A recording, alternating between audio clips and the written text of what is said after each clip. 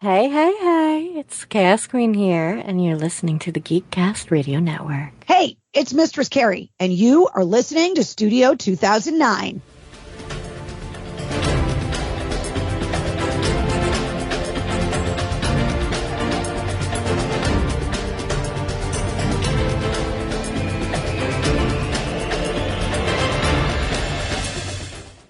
Say, Jarvis, is it that time? The house party protocol, sir? Correct.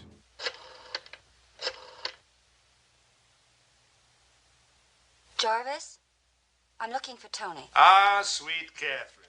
Looking for Tony, are you? My, what a pleasant surprise for him. Tell me, my dear, have you tried your own home? I am home. Well, a double surprise. Jarvis, look, I'm not in the mood for playing badminton right now.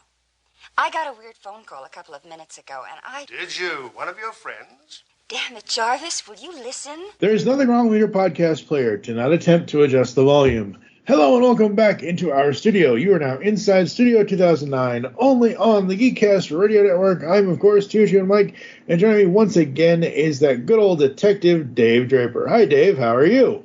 Well, how are you? I am doing pretty good.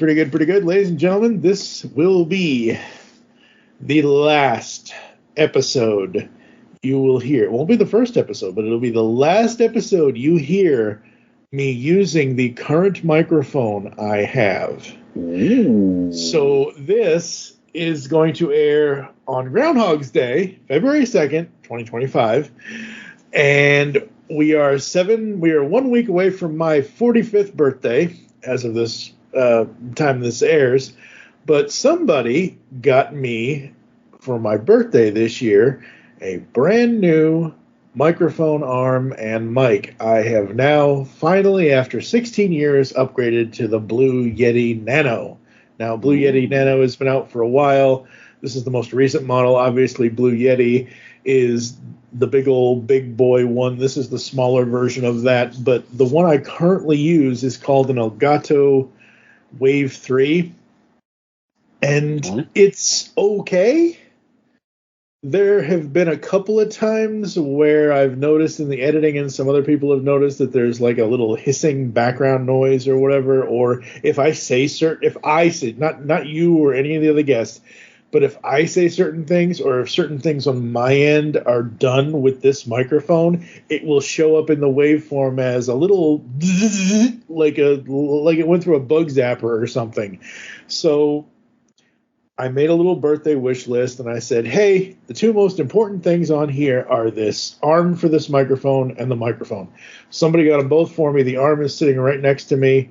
I need to figure out where on my desk I'm going to put it, because my desk is almost fully enclosed for the most part, and it is what it is. But yes, the next great upgrade begins now, and as of this recording, we're not going to hurry through this episode, but apparently it's going to be here within the next 2 hours. We'll be done before then, folks, but Everybody's getting toys today. Yeah. Yep, everybody's getting toys today. Dave got a bunch of Star Wars action figures in his... Not a one. What? Not a Who one. Who are you, and what have you done with David Draper? It's even worse. One of them is a Masters of the Universe figure. It's weird, because I'm getting Masters, and Danny Erdley is getting G.I. Joes, and we wear... Well, that's not weird for him. We wear socks on our hands and mittens on our toes. Topsy-turvy world. Yeah, pretty much. But yeah, he's getting the horrible 90s ones. Today, we are going to continue the good old Columbo mumbo jumbo as we put our detective hats on, jump back in time with Columbo. These are the Columbo files here inside Studio 2009. And we are, as always, starting at the beginning, going in order. We're in Season 2. Today is Season 2, Episode 2. It is A Jungle in the Greenhouse with the Greenhouse Jungle. A bungle in the jungle. A bungle in the jungle. That's right. Mm-hmm. And it is our second appearance too. Yes, Raymond Mullard. From he was a bigger star way back in the day. The Lost Weekend. Yep. Which is a very famous movie, and he was also in Frogs, and the man with two heads, or the thing with two heads. Nice. Which were famous for other reasons. But yeah, he was the,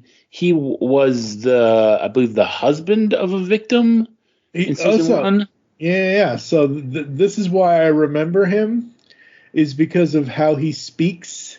Yes. Well, he was Arthur Kennicott. Yes. In Death Lends a Hand, season 1. Hey, season 1, episode 2, season 2, episode 2. He's in 2s. It's a thing. Yeah, it's a thing. Apparently, if he were still here, he could become Two-Face. Because 2. You took it too far. You took it too far. I mean, we had a Batman of.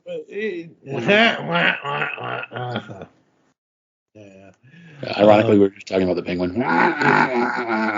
Yep. So anyway, it is funny because he does have a very distinctive voice. Yes. And one of the first things that happens in this episode, which I thought was hilarious, is he calls the wife of the guy who's the guy who's going to be the victim. The whole thing is the victim, Tony, and his character, his Uncle Jarvis, which you mentioned is a weird sort of Iron Man theme. In 1972, like they have a scheme to help break Tony's trust. So he's going to pretend to be kidnapped. Yeah. But like Ray Milland calls the wife, and he's like, "Yeah, we got your husband, and you better watch out if you know what's good for you." And then like she calls him a minute later, and he's like, "Yeah, I'm Ray Milland. My distinctive voice sounds completely different." It's just like, dude, you have an incredibly distinctive voice, and you've talked to this woman twice in like the last 10 minutes, and like I don't know, people were stupider back then, I guess. You know what I'm saying? Like that to me that was funny. That like she talks to him twice and doesn't click in her head. This guy with a vaguely Welsh accent is talking to me. I was like, at the beginning of the episode. Yeah, it's the very beginning. Yeah, it's the very beginning. I was like, wait a minute, I know that voice. I know that. I'm like, wait, and then like I don't know. 5, 10, 15 minutes later, whatever, when she sees him again or talks to him again, I'm like, oh, it's immediate. She calls him immediately. Yeah. Oh, okay. She calls Jarvis immediately. That's right. Okay, I wasn't sure, but yeah, it's weird because we record these things back to back, so you will hopefully heard the episode yesterday. Yep. But there is again this theme of different social mores, things changing in this episode. So that Tony's wife is, I don't have a gentle way to put it. She is not the most faithful woman. No, she's not. Tony she's a cheater. And like it's weird because they sort of make Tony seem very faithful to her, but then it's sort of suggested maybe it goes back and forth how faithful he is to her. But he needs money to buy off her latest lover. Is how it plays out. So he wants to break his trust. Because she spends all his money. Spends all his money, so he's got like a lot of money in a trust fund. And Jarvis, like we never find out what Jarvis does. Like he grows orchids, but I don't think it's for money. I don't think so either. I don't want to know what he does. I don't want to know what the butler does. Well, he's not a butler. He's not a buttle. There is absolutely no buttling involved, sir. I guess he had enough vision for that. His passion is to grow orchids, which is a very expensive hobby. Yes. And be snotty about his nephew and his nephew's wife. Like, yes, it seemed to be his primary pursuits in life. Boy, a fella could go broke with a hobby like this, You mean to tell me every one of these is worth $1,200? Which, as an actor, Ray pulls off well. The absolute contempt. You could put Jarvis and Arthur Kennicott in a room together. Like you could do some sort of weird Hollywood magic today if Ray was 86. Okay, well, it's been a while. You could have them across from each other and have those two characters, and it would literally be the same character because holy crap! And I thought Kennicott was kind of a nice guy, wasn't he? He was, but like he was a nice guy, but the way that the character of Arthur Kennicott is like, it's that. Because it's that era, it's that specific, like, my wife should be this, this should be that, it's that kind of thing. This guy, though, oh boy, this is a whole other bag of worms. He's not getting an upgrade into a whatever red, yellow, and green thing Vision is. Yes, folks, I'm going to make Marvel puns throughout this whole episode. Apparently, yeah. Titles. At first, I was like, I guess we should talk about the sleeping arrangements because, yikes, she looks like she's sleeping in a twin bed, and his bed looks like it should be. His bed looks fine. Like maybe it's clean. Okay. Well, I don't know. When the scene where she's sleeping and he's I get what you're saying. Like they do sleep in different rooms, and you do see his bed. And all I could look. If you knew my bed, you'd know that I actually am not good at judging the sizes of bed per se. Because my mattress is one size too large because I screwed that up. But the point being, his bed looks fine. It's very large, and her bed is large. That's all I know. His bed is well made because he never ends up sleeping there because he gets quote kidnapped. So yes. But the thing of it is that I don't know. When I saw her tossing and turning in her bed as he's going through the thing as Jarvis, Yeah, so that's what I'm talking about. That scene there. When I saw her in the bed, I'm like, that doesn't. And maybe it's the way the camera is framed for that shot, because it's focusing obviously on her and her. But she half wakes up at one point, and I'm like, oh, she's gonna see him and me. He's trying to tiptoe around that room so damn much, and like every tiptoe he does, she's tossing and turning and flipping and flopping. It was like a dead fish in that bed or something, and at one point, she literally half sits up. She doesn't open her eyes, but she half sits up. And I'm like, oh, if she doesn't fucking wake up, like, damn, I wish I had that kind of sleep. I mean, it's ultimately very, even though she doesn't wake up, it's very fitful. It's very a fitful sleeper. So in the aftermath of all of this, when Tony and Jarvis, when we figure out that it's a scam between them and whatever else, and Tony says, "Oh, what about the fingerprints?" And Jarvis is like, "Only your fingerprints will be on there." But yet he grabbed the thing. He was wearing gloves. No, he wasn't. He was. Was he? No. Yeah. I'm gonna have to go back and look because I swear I was watching for that. Okay, I was gonna say because I forget what it is that he picks up, but he had these brown gloves with weird cuffs. Yep. That's okay. That's what it is. See, at first I thought it was just his. Again, I'm half blind, folks, so my eyesight isn't what it ever could have been. But literally, that whole scene where they're talking about that, I was like, oh, he's going to get busted immediately because his fingerprints are going to be. Here we go with the fingerprints. Columbo was wearing gloves. Now this guy's wearing gloves. Everybody's wearing gloves. You get a glove. You get a glove. Yeah. I wanted to clock this because I was interested to see. Now, in the previous episode, in yesterday's episode, season 2, episode 1, Columbo comes in, I want to say something like 30 minutes into the show. This one, it's under 10 minutes he's there. Is it? Because they set up the whole kidnapping, and then they set up his car being run off the road. He's got a cool sports car that he doesn't want to sacrifice, but he does. And importantly, they shoot a bullet into the car, and then they push it off the road to establish that he's been kidnapped and he's in danger. And then there's a lot going on there. It feels like a little more than 10 minutes, but you might be right. I don't know. And then they cut to the police find the car, and Columbo drives up in his car, and the beat cop is trying to chase him off. He's like, "Don't park your garbage here, sir." Yeah, exactly. Like, I'm a cop. It's cool. Yeah. We also get the introduction of Freddie Wilson. Yes. Who will be in another episode at least. Who is kind of, my guess is he was supposed to be the Watson to Columbo's Holmes. Yeah, exactly. And the way, I'm glad that he was only ever in 2 episodes. The character, not the actor, but the character. I liked him. I thought he was interesting and added a fun new thing for this second season.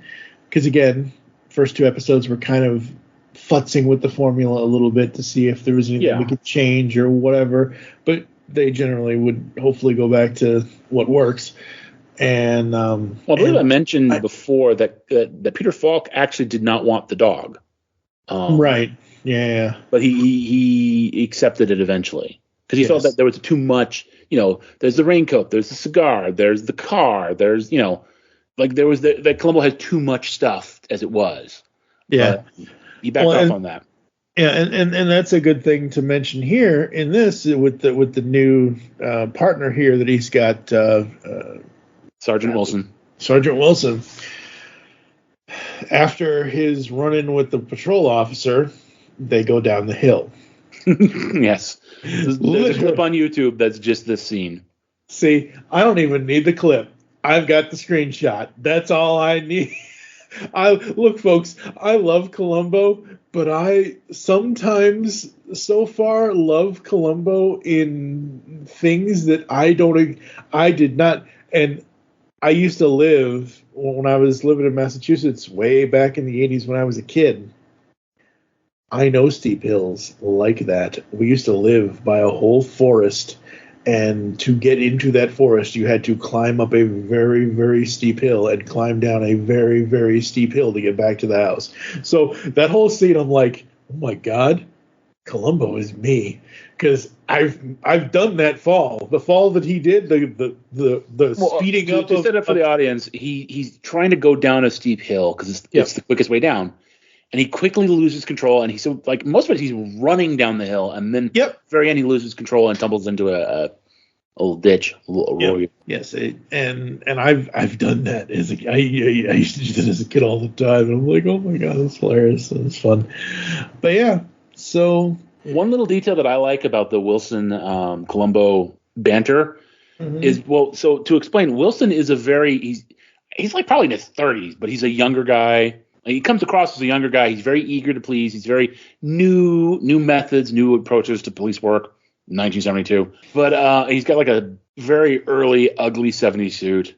Yes, and I love how he keeps saying, "Now I don't have to tell you." And Columbo's always like, "No, go ahead and tell me." Yeah, I don't have to explain to you. No, please go ahead and explain it to me. Yes, explain it to me. I love that little detail. They do that 2 or 3 times in the episode. Yep. It's like, I don't have to tell you. It's like, yes, yeah, go ahead and tell me. Yeah, it's okay. And I like how Columbo is very. I said in the last episode that Columbo seemed almost kind of mean in that episode. In this one, he's very indulgent of Sergeant Wilson and actually very complimentary. Yeah. Even though Wilson is kind of a doofus, Columbo only says nice things about him because that's Columbo. Columbo sees the best in. I want to say almost everybody, but I mean even some of them. I mean there is. I don't remember what season it is, but there is a moment where he gives a speech about how he likes some of the people that he's up against. Yeah. Because they're not all bad people. Yeah. In this case, they are, but like sometimes they're otherwise good people who are pushed. So yeah, like I like that interaction. And again, it's the sense of Columbo. He doesn't seem like someone who's in control of the situation, and yet he is. And I think one of the things that the deal with Wilson highlights is just how in control Columbo really is. Because Wilson ends up kind of getting played along by Jarvis. Yeah. Because later in the episode, so basically, spoiler alert, Jarvis betrays Tony and kills him, takes all the money for himself. Yeah. And Columbo immediately, is on the trail, is kind of trying to piece together what happened. And eventually it turns out there were Jarvis's gun. Tony bought 2 guns. Right. He gave one to his wife and he gave one to Jarvis. And Jarvis finds out that the wife has a gun. Because I guess he didn't know that. Because there's a third character who was the secretary. She worked for Tony, and she's a young blonde, and she's a little, I don't want to say ditzy per se, but she's a little kind of goofy. Like that's one of the weirdest moments of that episode is she calls Jarvis, and she gives the most tortured, "Is this Mr. Jarvis to whom I am speaking?" And it's like, yeah. Human beings don't talk like that, sweetheart. She mentions that the wife has a gun, and then he gets the brilliant idea to swap guns and frame the wife. Mm-hmm.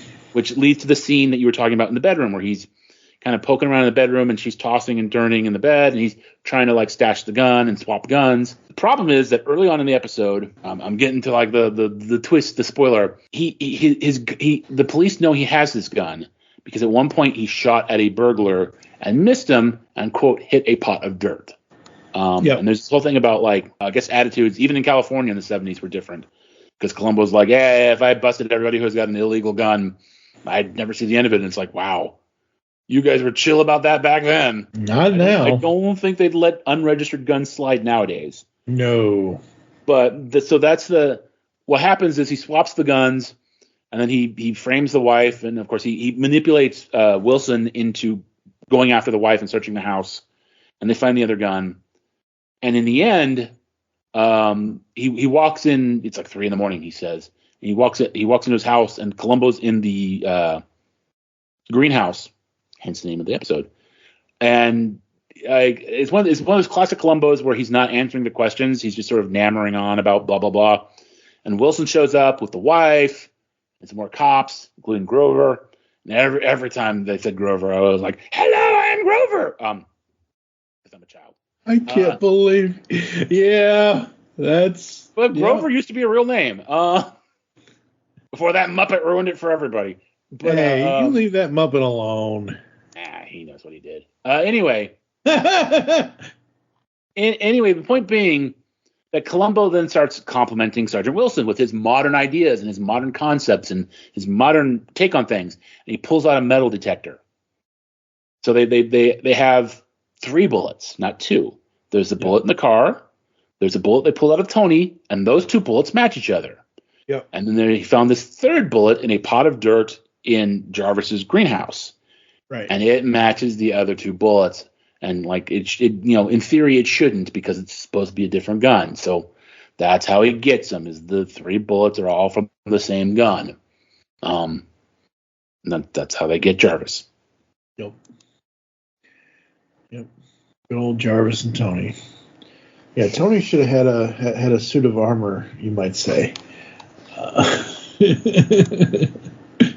I'm sorry, folks. It's just the names. It's only because if they were named anything else, I would not be making all the Marvel references here. Yeah, no. If it was Bruce and Alfred, you absolutely would not be making any references. Oh well, yeah, I would. But I was saying if it was Tom, Dick, or Harry, I wouldn't be making any references. You wouldn't make any Dreadnought references? No. Because they were Tom, Dick, and Harry. Uh-huh. Tom Winkin, Dick Blinken, and Harry Nod. This is true. Blinken and oh my god, this is true. Larry Hama deliberately made goofy names, so he actually said this was his approach. He would make the names of the characters goofy so that the purchasing agents would laugh, and if they laughed, they would remember it and they would buy your product. Yep. How's that working out for you, Cobra Commander? 40 years later? Yeah, okay, maybe it's not 40 plus for G.I. Joe, because wasn't Joe 82? Yeah, Joe was 82. Yeah, 42. Wow, geez, 42 years. Holy crap.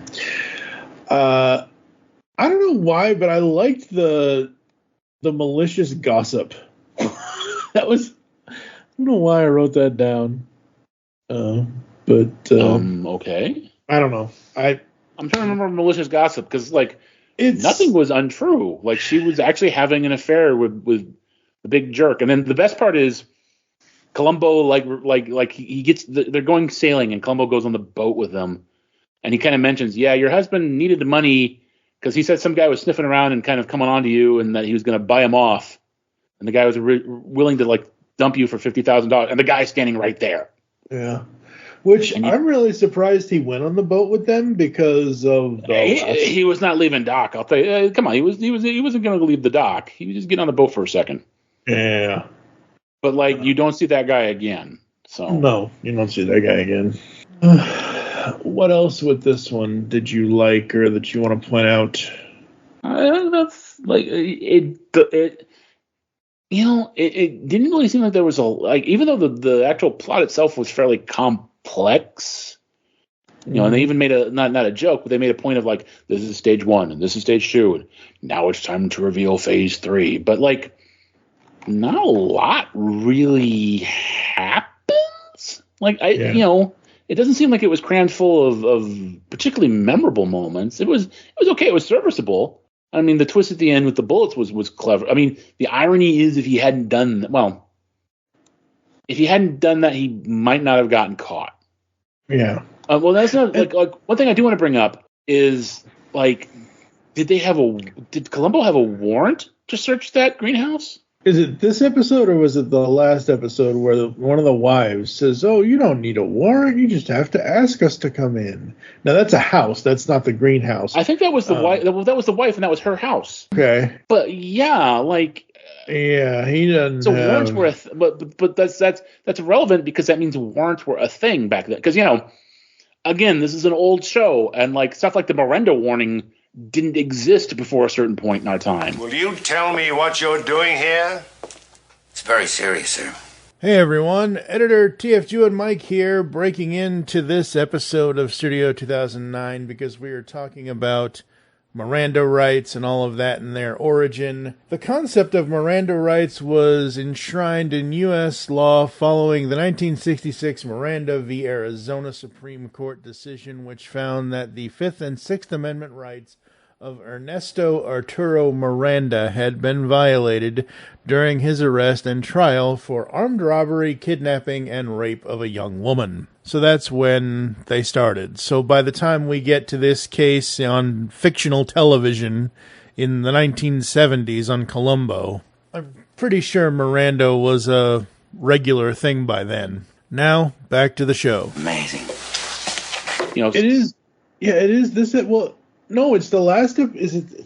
Are you sure? I'm getting confused now because one of these episodes, I specifically remember the criminal saying, "Okay, take me away," and they start to read the rights. He's like, "Yeah, we can just skip that." That's this one because Wilson is the one who starts to do the rights and like yeah. He gives him a look. Jarvis gives him a look and he just lets it go. Which also, by the way, is not how that works. No, not at all. Hell no. Even in LA, that's not how that works. But no, not at all. But more importantly, like everything rests on that bullet.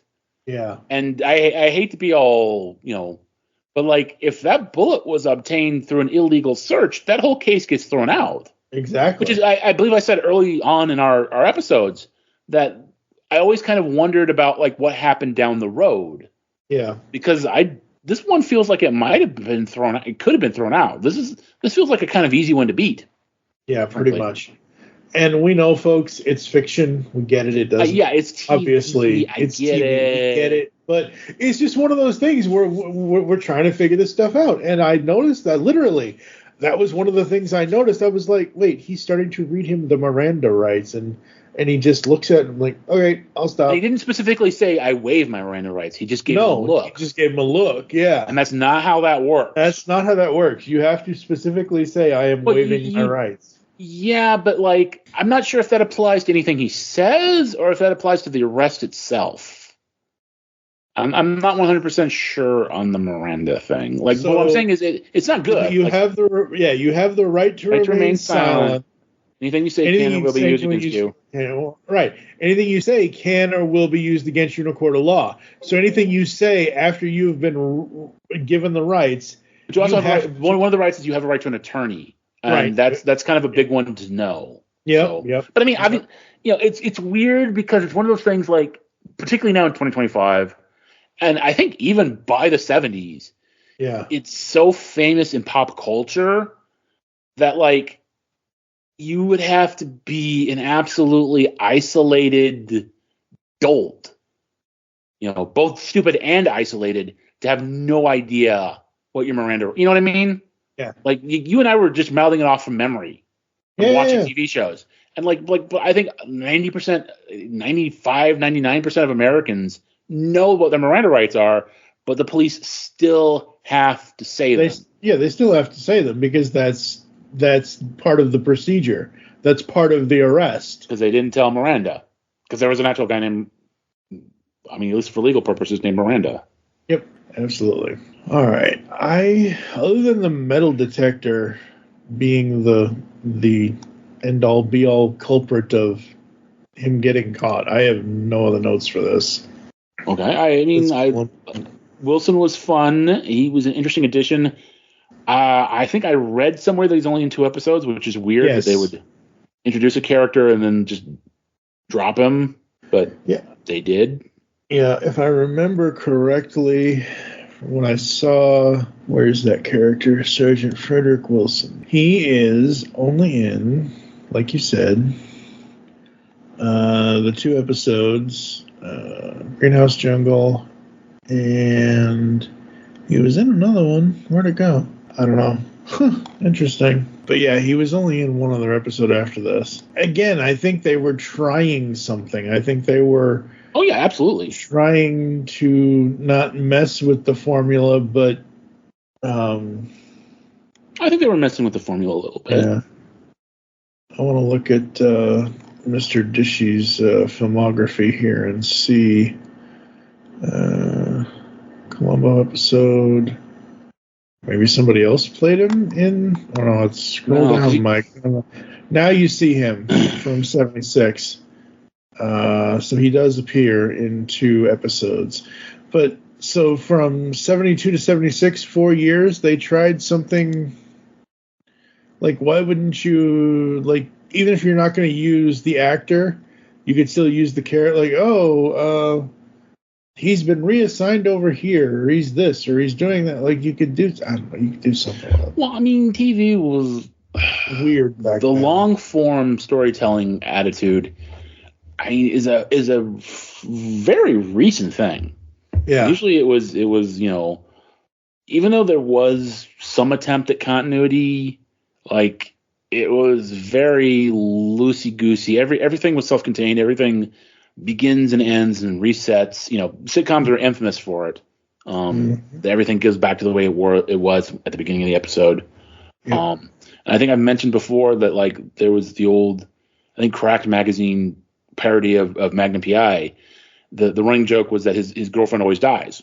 So, like, at the very end of that story, you know, like something falls off a plane or something and, like, crushes her because, you know, you can never have a permanent girlfriend because it's always got to reset for the next episode because of just they believed audiences didn't have the attention span and syndication because they would air out of order. There were a lot of headwinds against sequential storytelling. And that sort of changed. I don't know exactly when that changed. I know that Deep Space Nine in the 90s. Yeah, I think so. So you were saying, sir? Sorry for the interruption. I was talking about how old TV shows didn't really have a big approach to continuity. Yeah. Like, if a character died, they would stay dead, but, like, usually you didn't kill off the main cast unless it was between seasons. You know what I'm saying? Like, so Wilson was an experiment. Apparently they just didn't like it or it didn't click. I mean, he's cute. I think he works fine, you know, but I think the idea is that Columbo works best by himself. He works best by himself, but he still has other people around him. Well, but the other people are like Grover.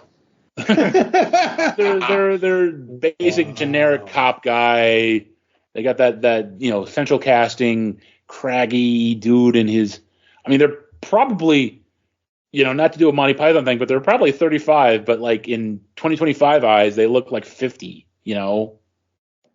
They're 1970s, 30s, but like they look like 50 or 60 years old to us. Sure. What did you think Grover was this young ingenue? No, not at all. But I mean, again, you know, you have all the patrol people. Yeah, you have the patrol people that surround him, and I always think it's interesting in this show so far to see how many different patrol people we see, because I like seeing the various. Big city.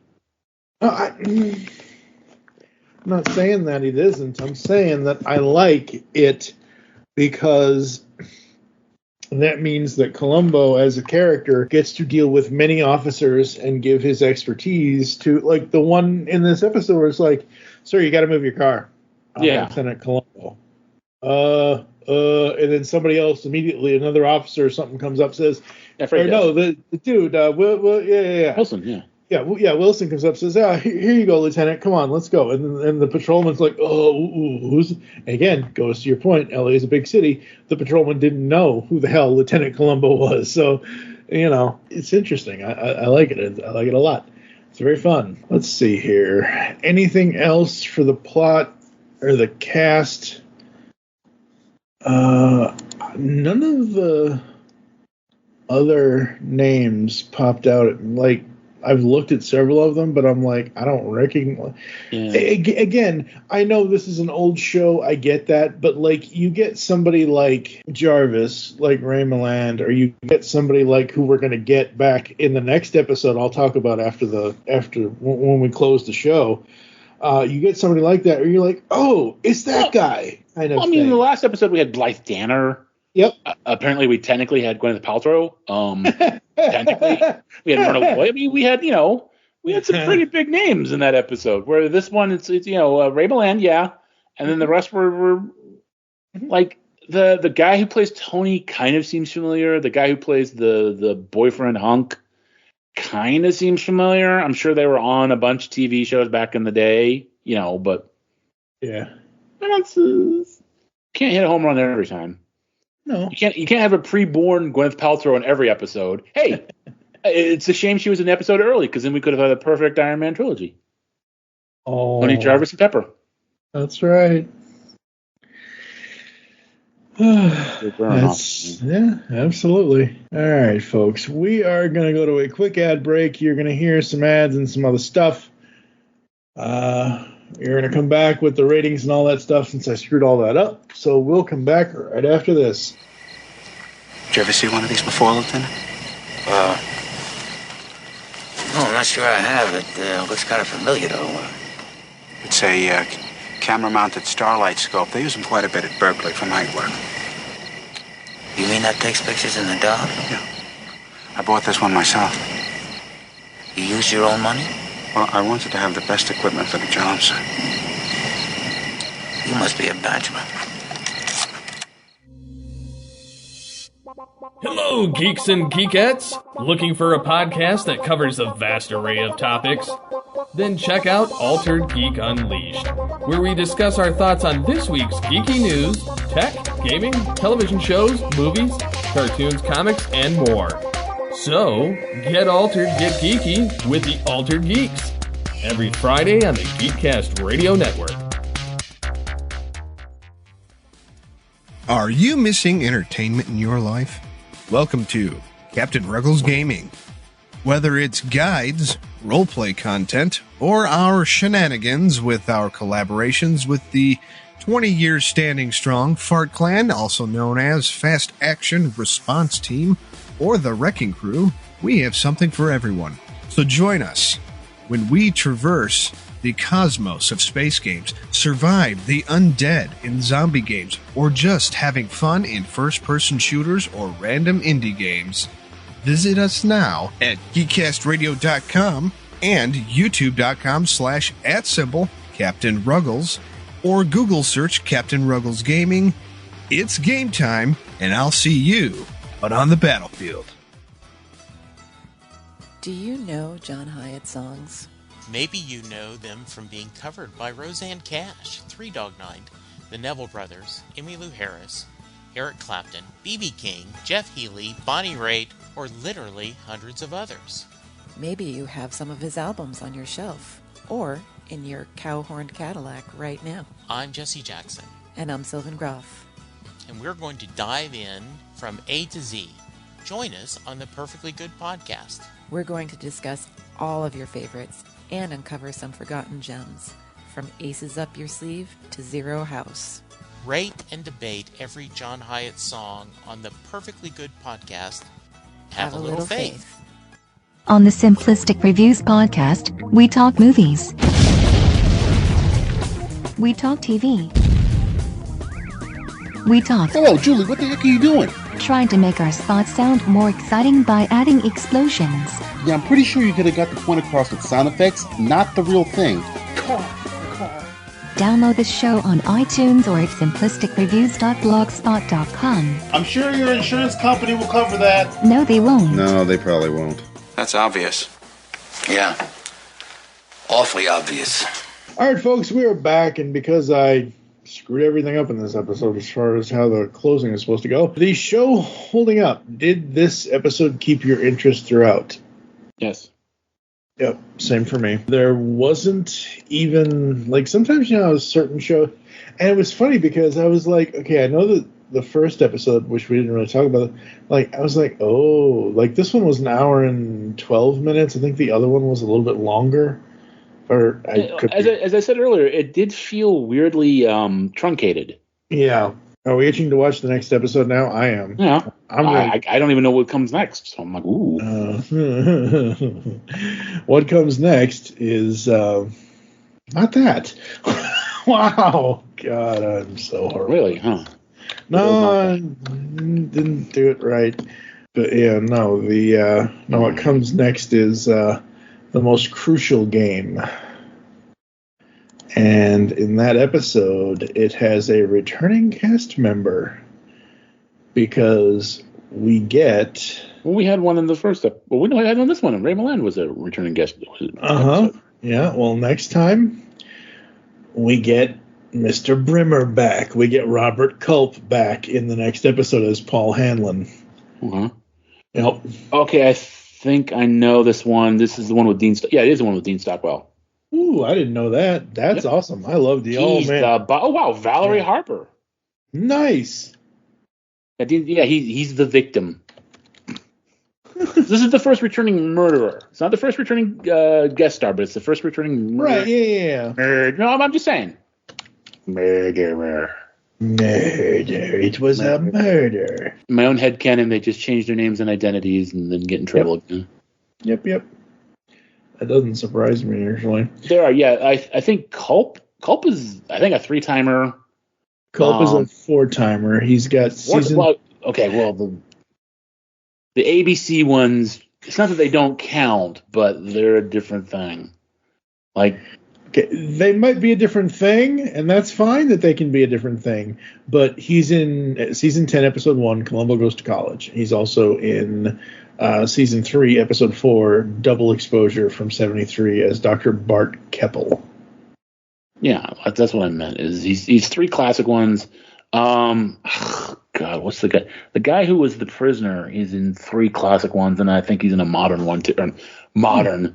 Meaning the futuristic 1980s/90s. Oh God, I'm old. My perception of time is falling apart. That old. All right, folks. Yes, we're itching to watch them. Honestly, I would binge these at this point. We recommend the show to people. What would we rate this specific episode? The Greenhouse Jungle. Greenhouse Jungle. I think I'm still gonna go with the 3.5. It was fine. It was good. It was enjoyable. But it's nothing like, wow, that's amazing. There weren't even really any particular, the interaction between Frederick and Columbo was nice. It was fine, but there was nothing that really stood out. Maybe the scene where he kind of outs the boyfriend himbo guy and makes him look like a jackass. Mm-hmm. That was a good moment, but I don't know. It's 3.5. It's a good episode. Again, I can't think of any really bad episodes of Columbo, but it wasn't anything and even the twist at the end was, it's a Chekhov's gun, ironically, a bullet kind of thing where hey, a bullet was fired in this greenhouse a while back. Gee, I wonder if that will come back to be relevant. It was very telegraphed. Yeah, I don't know.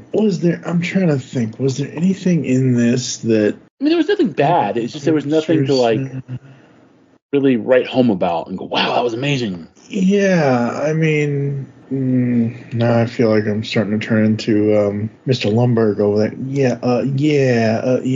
Jesus Christ, Office Space. I am actually going to give it a 3 out of 5, which is average. Meh. It's not bad, but it's not amazing either. Nothing really stands out. And it's... Okay, this says... Again, I think we need to update some of these things, but it says it's forgettable. I don't think this is forgettable, but at the same time, this is not an episode out of all the ones we watched to this point. This one is on the list of probably I would never watch it again. It's not one that I would seek out per se. So if you want to go that route, I wouldn't go, oh, I really want to watch that one again. But I remember, I did remember this episode. I remember the secretary lady with her really weird, is this Mr. blah, blah, blah, to whom I am speaking? Like that weird, like there's just stuff. I remember this episode. I remember it better. As much as I yammered about Etude in Black, I remembered it better than Etude in Black. So yeah, like, three's fine. 3.5. Yeah. I'm going with 3.5. Yeah, I think it's a good. I think it's a fine episode. Yep, absolutely. All right, folks, that's going to do it for today. Thank you for joining us here inside Studio 2009. If you'd like to get in contact with us or leave feedback for the show, there are several ways to do so. Visit the website, geekcastradio.com. You can also check out shop.geekcastradio.com for all of our merchandise needs that we are selling now, hats, t-shirts, all that fun stuff. We have PC gaming pads and mouse pads and other things as well. Steve's adding stuff to the store all the time. You can email us, feedback@geekcastradio.com. You can check us out on any of the podcasting clients you choose to use. You can follow us on Twitter at geekcastradio, at It's Studio 2009. I am at TFG1Mike. Dave doesn't do social media. No. Become a fan on Facebook. Go to facebook.com/Geekcast Radio Network. You can also check out Studio 2009 podcast over there as well. Join us tomorrow when Dave and I will be talking about Season 2, Episode 3, The Most Crucial Game. You got any idea what that's about? I know what it's about. Okay. It's about a highly imaginary Los Angeles football team. So Columbo has drifted into the realm of fantasy. Yes. Yes, and sports ball. So and then the next one after that is Dagger of the Mind. Yep. Oh, that's a good one. Yeah. That's the one where he goes to England. Oh, very cool. All right, folks. For now, I am TFG1Mike with David Draper. You'll hear us back in the studio soon. Sergeant, would you take Mr. Goodwin downtown, please? Mr. Jarvis Goodwin, it is my duty to inform you that anything you might... This way, sir.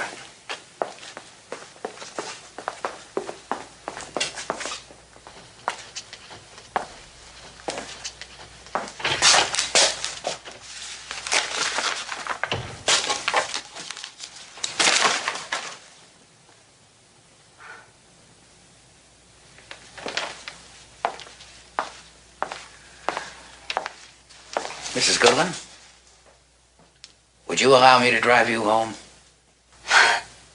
Thank you, Lieutenant. Oh, one moment.